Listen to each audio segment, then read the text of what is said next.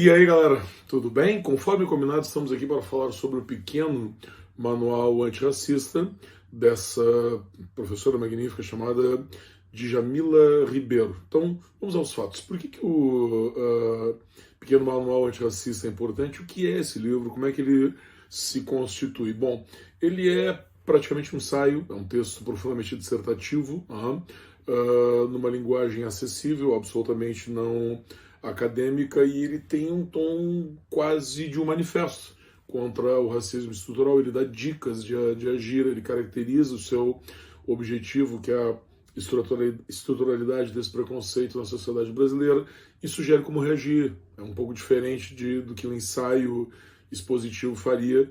Ele se posiciona e sugere que tu te posicione. É esse caráter de manifesto, aquele texto que coloca ideias, mas que também quer que tu adiras a essas ideias aí.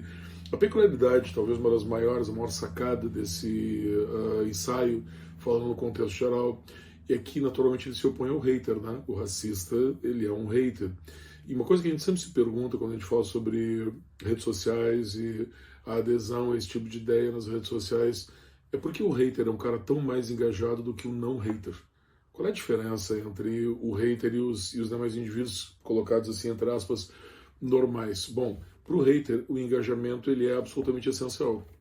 O hater vive disso. Por isso que a tendência ao cancelamento, ao lixamento virtual é tão negativa.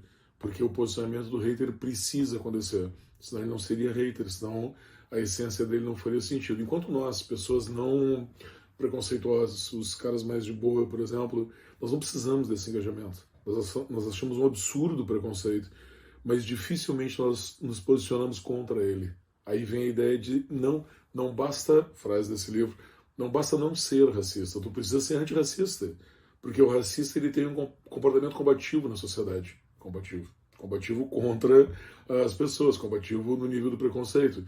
Enquanto a pessoa não racista, ela não faz essa mesma coisa, então ela está sempre aparentemente em desvantagem, porque o hater ele é um cara ativo e os não hater não são. Por isso que é necessário ser antirracista, daí a sacada do título, que serve, vamos combinar, para qualquer preconceito, né? Tipo, quando o cara é racista, quando o cara é homofóbico, quando o cara é sexista, ele vai ser ativo porque a sua condição depende disso. Ele precisa propagar o discurso de ódio, o que nós que não temos esse discurso de ódio nem sempre fazemos, correto? Aí a sacada. Esse livro ele tem muitos insights para a redação, muitos, começando em especial nisso, e naturalmente não são conceitos específicos da Djamila, mas aproveitados de outros autores e sobretudo, autores e pensadores predominantemente negros. Sacada também sensacional dela. Ela fala sobre a estruturalidade do racismo, logo citando no início do texto o Silvio Almeida, correto? Ex-ministro que tu está vendo aqui, famoso pela sua concepção do racismo estrutural, do racismo como uma característica não apenas cultural, mas do aparato de Estado. Ela comenta uma situação também bem interessante, que normalmente essa estruturalidade do racismo ela vai fazer a pessoa descobrir-se negra num formato negativo, descobrir-se negra dentro do preconceito, e que para reagir daí a pessoa tem que tornar-se negro, encontrar a sua posição na sociedade em relação a um ambiente que muitas vezes vai lhe ser hostil, seja constituído pela sociedade civil, seja constituído pelas oportunidades que o Estado dá e que às vezes manifestam essa concepção, esse preconceito. Como o bullying na escola pública, por exemplo, como a resistência às políticas afirmativas e por diante. Uma outra concepção interessante, estou fazendo isso praticamente, esses comentários cronológicos dessa narrativa da Djamila no seu ensaio, né? É que, e eu me sinto bastante assim, trabalhando redação, né? Muitas vezes essa estruturalidade do racismo que está presente em todos os segmentos da sociedade tem um efeito paralisante. Tu pensa assim, cara, como é que eu vou reagir? Como é que é possível reagir contra o racismo estrutural? E naturalmente é possível e necessário reagir. Mas o efeito paralisante, se ele é forte para nós, que não somos diretamente negros, imagina para as pessoas que estão nessa condição. Ela também coloca uma coisa que provoca bastante engajamento, que é o fato de que esse preconceito não é seletivo. Tipo, se tu tem uma sociedade que é eminentemente racista contra a nossa, Em primeiro lugar, ela não vai ser só racista. Naturalmente, ela vai também professar outros preconceitos. Sempre lembro dessa frase para a redação, que eu acho que é uma frase muito boa, não porque ela seja minha, correto? Mas o preconceito naturalmente não é seletivo. Não é seletivo porque se tu tem um eminente preconceito racial, tu vai ter outros preconceitos, como a gente sabe que acontece na sociedade, por exemplo, como homofobia e sexismo. Tá? Mas, sobretudo, isso eu acho muito interessante, é que, como nós temos uma sociedade de uma forma paranoica, racista, né?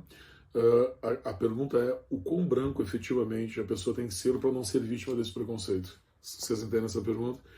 É claro que eu estou falando aqui para algumas centenas de pessoas em que, naturalmente, algumas serão brancas, brancas como leite, e que não devem ter aquilo que o brasileiro gosta de dizer, super entre aspas, também um pé na África. Mas quanto aos não tão brancos assim? Quanto aos pardos, por exemplo? O quanto a pessoa pode, de novo, novamente, entre aspas, escapar do preconceito? Porque o brasileiro, vocês sabem, ele vê cor.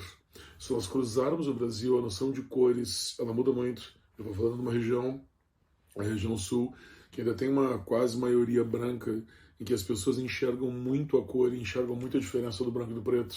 Se nós subirmos, metaforicamente, o mapa do Brasil e chegarmos em regiões onde predominam mais os negros, como a Bahia, por exemplo, que é justamente, nós usamos muito no Rio Grande do Sul a Bahia de referência porque ela tem características antagônicas ao Rio Grande do Sul. As pessoas negras aqui talvez fiquem mais claras na Bahia, como as pessoas aqui talvez não tão brancas fiquem mais brancas na Bahia pela percepção de cor que o brasileiro tem. Então, às vezes, o negro, ou não negro, ou pardo, ele paga pelo preconceito racial. Paga no sentido negativo, pelo fato de não ser neuroticamente branco como brasileiro assim o exige para fugir desse pé na África. Vocês entendem essa relação? Eu acho que não é um consenso no Brasil o que significa ser efetivamente negro. E tu nota que muitas vezes as pessoas dizem que se assumiram negras porque entendem pela primeira vez o que é, talvez vítimas de preconceito, ter uma cor diferente do branco total e absoluto. Essa é uma questão sociológica no Brasil incrível. O brasileiro não vê origem, o brasileiro não quer saber se teu pai, se tua mãe eram negras. O brasileiro vê a cor na sua frente e decide se tu vai ser vítima de preconceito racial ou não, a partir do que ele vê naquele momento e naquela hora. Por isso que é importante, outro capítulo da Djamila interessante, nomear esse tipo de opressões. Né? Quem são efetivamente as pessoas que sofrem preconceito, quais são os preconceitos que eles sofrem. E vejam que o racismo ele evolui para pior, naturalmente, né? Ou involui. Lembre, por exemplo, nessas situações de nomear as opressões, o que aconteceu com o Vinícius Júnior, não no Brasil, eu sei, é claro, mas no futebol espanhol.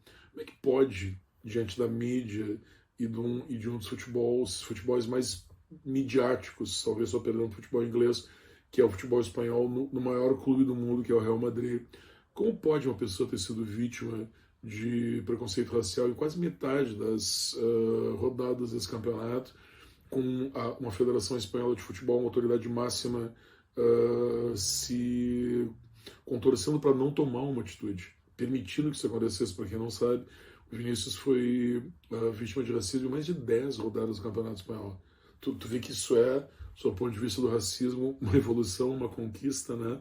Porque tu permitiu que isso aparecesse, todos nós devemos ter visto cenas de ele sendo chamado de mono por milhares de torcedores em vários estados diferentes. Tu vê que isso é uma evolução do racismo, uma outra forma de fazê-lo, uma outra forma de professá-lo. Isso é uma forma de também não é a opressão, com punições que foram mínimas, não esqueçamos, né? E é importante também praticar alteridade. O que eu estou falando do Vinícius agora aqui? Embora não seja necessariamente uma pessoa negra, porque o ambiente de futebol que eu frequento não pode ser um ambiente racista, não é verdade? O ambiente que eu frequento eu não quero que seja um ambiente sexista, eu não quero que seja um ambiente homofóbico, correto? Eu entendo, estou falando agora pessoalmente, né? E aí essa dica que a Djamila dá, tu não pode permitir o racismo sem temer que um dia tu não seja vítima dele. Tá? Qual é o limite da masculinidade para não ser vítima de homofobia? Não são só gays que são vítimas de homofobia. Qual é o limite da tua masculinidade para não ser vítima de sexismo? Porque não são só mulheres, como não são só negros, que são vítimas de sexismo e de racismo, respectivamente. Isso é importante pensar. Voltando para a mesma frase, o racismo não é seletivo, correto? Como passar essa introdução, digamos, que ela faz com vários capítulos caracterizando essa sensação do racismo, ela passa para dicas de comportamento, correto? Tipo, sobre, em primeiro lugar, a questão de descobrir-se negro, claro, para quem é ou duvida de ser, como é que é o espaço do negro na sociedade, como é que tu sente o racismo, ou até, ela diz uma frase bem feliz, muitas vezes as pessoas não se descobrem negras, apenas elas são acusadas de serem, o que é super forte, mas também é super verdadeiro. Ela lembra que a branquitude também é um traço identitário, correto? Que ser branco em oposição a ser negro também é formar grupos, e formar grupos naturalmente é excluir pessoas, e entre elas naturalmente os negros vão estar ali. E é claro que ela também diz uma coisa interessante, aí um detalhe importante da branquitude, né? Isso é muito caracterizado pela situação de representatividade. Isso é muito importante lembrar, porque embora a população negra seja praticamente a maioria no Brasil, isso não corresponde aos espaços de representatividade onde ela deveria estar, sobretudo na política. Né? Se nós olharmos para o Congresso Nacional, Câmara de Deputados Federais ou senadores, tu não vai ver essa representação de quase metade dos negros, muito antes, pelo contrário, correto? Se nós pensarmos, por exemplo, no caso do Rio Grande do Sul, que incrivelmente tem uma população negra menor que a do resto do Brasil, e que teve inclusive governador negro, naturalmente a gente não se vê representado, ou a gente não vê o Rio Grande do Sul representado dentro da sua parcela negra, 30% a 40% da população, nos seus estamentos políticos, correto? Então a branquitude também é responsável por isso. É claro que não se trata de culpar os brancos por isso, correto? Isso é um processo estrutural, histórico, que vem desde sempre. Mas é interessante responsabilizar quem efetivamente poderia estar fazendo algo melhor e não faz, como, por exemplo, a lei do racismo ou a sua aplicação, que a gente sabe que não são lá as melhores no caso brasileiro. Difícil, né? Muito difícil, por exemplo, tu ver, como no caso do futebol, voltando a ele, agora o futebol no Brasil, a gente vê inúmeras denúncias de racismo, mas poucas penas efetivas, correto? Parece que a lei do racismo deu visibilidade ao racismo, mas não diminuiu exatamente a sua impunidade, ok?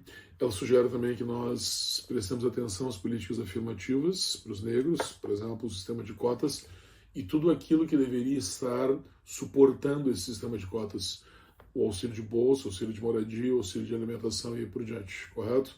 Como muito aparece no livro que tu conhece, já ouviu falar do Jefferson Tenório aqui do meu lado, de onde eles vêm, a primeira leva, que retrata a primeira geração que teve, que usufruiu do sistema de cotas sem necessariamente ser efetivo, correto? Ela também sugere que a gente deve ter iniciativas de inclusão dentro do nosso ambiente, correto? Que é importante também dar preferência para os funcionários ou quaisquer outras funções que possam ser desempenhadas por pessoas não brancas e não temê-las no nosso ambiente. E aqui eu queria me alongar num comentário que eu acho super importante, que é sobre, outra sugestão dela, ler autores negros. Okay? Vocês devem imaginar, eu fiz letras na URGS, entre as décadas final de 80 e 90, e tive a sensação, quando lá estive na URGS, de ter feito um curso top. Realmente era um dos melhores cursos do Brasil, estava entre os 3 melhores cursos do Brasil naquele momento, concorrendo ali com a USP e a Unicamp, era bem legal. E eu imaginava estar fazendo um curso com a abordagem mais moderna possível, talvez fosse mesmo para aquele momento, mas é um curso que praticamente, eu não li autores negros.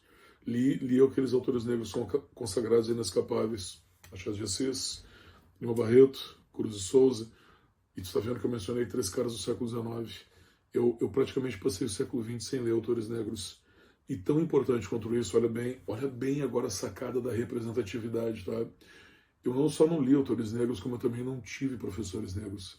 Não tive professores negros em nenhum momento. Uma universidade pública. Depois eu fiz uma especialização em português, fiz um mestrado em redação, fiz um MBA na SPM e segui sem professores negros. Finalmente, fazendo agora no mestrado de Estrito Senso, fazendo a cadeira de literatura afro-brasileira, e tinha que ser nessa, né? Na cadeira de literatura afro-brasileira eu tinha um professor negro, depois de quase 20 anos estudando. Vocês entendem que a representatividade, a crise, está muito exposta ali. Nem sempre autores não brancos, ou melhor, autores não negros, autores brancos, digamos, professores brancos, digamos assim, vão sugerir autores negros. Não é relevante para eles, embora hoje eles sejam, não é verdade? Vamos fazer o contrário agora. Hoje, o que realmente interessa na literatura brasileira, predominantemente, sobretudo para o Enem, são os autores negros. E para a URGS também. Tu já deu uma olhadinha na lista de livros obrigatórios da URGS, em que vão estar lá, por exemplo, caras como Jefferson Tenório, negro, não é? Como o José Faleiro, negro, autores estrangeiros, negros, correto? Porque hoje é isso que a gente quer saber, como é que é a vida desses caras. E lembremos, alguns, como a autora da Poncia Vicêncio, já existiam quando eu estava fazendo letras. E como é que eu não sabia deles? Não é verdade? Carolina de Jesus, autora do magnífico Diário de uma Favelada, já existia. Como é que eles não estavam lá? É justamente por uma situação de apagamento, correto? Que faz parte, mesmo que inconsciente, da parte dos meus professores, que certamente não eram racistas diretamente, faz parte do racismo estrutural, ok? Como conexões, já que falamos de autores negros, eu já mencionei dois antes, Silvio Almeida e Jefferson Tenório. Insisto no Tenório aqui, na leitura obrigatória, na Novesta Pele, magnífica história sobre o racismo estrutural, mas também a perda do pai. Não esqueçamos, autores negros também contam outras histórias além do racismo. E, naturalmente, esse lindo livro que é Querido Estudante Negro, a história praticamente autobiográfica da Bárbara Carini, de uma menina periférica até a professora da Universidade Federal da Bahia. Eu espero que vocês aproveitem os autores negros, porque hoje eles são os caras, ok? Qualquer dúvida, me chama. Um abraço.